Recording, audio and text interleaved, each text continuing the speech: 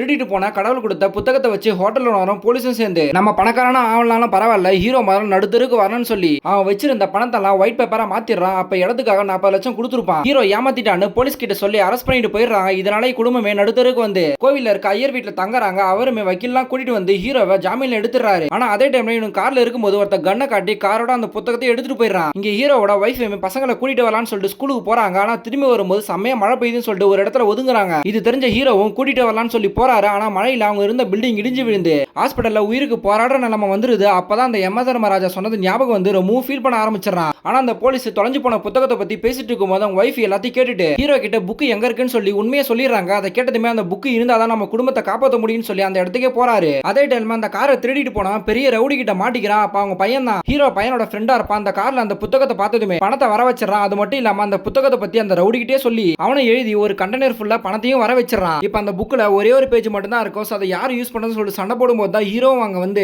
என் wifi காப்பாற்றணும், எப்படியாச்சும் அந்த புத்தகத்தை கொடுங்கன்னு சொல்லி எவ்வளவு கெஞ்சு பாக்குறா. அது முடியாம அந்த ஆட்டோக்காரரை வந்து சண்டை போட ஆரம்பிச்சு அந்த டைம்ல ஹீரோ அந்த புத்தகத்துல இது வரைக்கும் அந்த புத்தகத்துல எதுனா எழுதுனாங்களோ அதெல்லாம் நடக்கவே கூடாதுன்னு சொல்லி எழுதி வச்சிடறான். சோ இப்ப நடந்தது எல்லாமே பழையபடி ஆயிடுது. இப்ப ஒய்ஃபை மட்டும் காப்பாற்ற முடியலன்னு சொல்லி ரொம்ப ஃபீல் பண்ணி ஹாஸ்பிட்டலுக்கு போறான். அப்பதான் டாக்டர் ஒய்ஃப் பழிச்சுக்கிட்டாங்க. ஒரு புதுசா ஒரு டாக்டர் வந்து காப்பாத்திட்டாருன்னு சொல்லிட்டு சொல்றாங்க. சிசிடிவில பார்க்கும்போது தான் அந்த பெருமாளை வந்து ஒய்ஃபுக்கு ஆபரேஷன் பண்ணி காப்பாத்திட்டாருன்னு தெரிய வருது. சோ இனிமேல் நம்ம குறுக்கோழிலாம் இல்லாம உழைச்சு தான் சம்பாதிக்கணும் முடிவு எடுத்து வேலைக்கு போலான்னு பார்க்கும்போது தான் இவங்க பையன் அந்த புத்தகத்துல இருந்து ஒரு பேஜ் கிழிச்சு வச்சிருப்பான். அதை ஹீரோ கிட்ட கொடுக்குறான். ஹீரோவுமே அந்த அணையில போட்ட நகை மட்டும் எனக்கு கிடைக்கணும்னு சொல்லிட்டு எழுதுறான். அதே மாதிரி அந்த நகையும் கிடைச்சிருது. ஆனா அந்த நகையை அந்த பெருமாளுக்கே கொடுத்து வேண்ட ஆரம்பிச்சிடறாரு. அப்பதான் அதுல இருக்க வலையில எடுத்துட்டு போன நகை கடைக்காரனும் வந்து இது எப்ப வந்துச்சோன்னா அப்பவே நடுத்தருக்கு வந்துட்டு மத்தவங்க பொருள் மேல ஆசைப்படக்கூடாதுன்னு சொல்லிட்டு இப்பதான் எனக்கு புரியுதுன்னு சொல்லிட்டு கொடுக்குறாரு. அதையும் பெருமாளுக்கு போட்டு இனிமேல் நான் எதையும் கேட்க மாட்டா, உழைச்சு தான் சம்பாதிக்க போறேன்னு சொல்லிட்டு முடிவு எடுக்கிறாரு. அப்பன்னு பார்த்த அந்த புக்கு திரும்பவும் அந்த ஆட்டோ மேலே விழுது. அதை பார்த்து ஆட்டோக்காரரு திரும்பவும் அந்த புக்கு கொண்டு வந்து ஹீரோ கிட்டே கொடுக்குறாரு.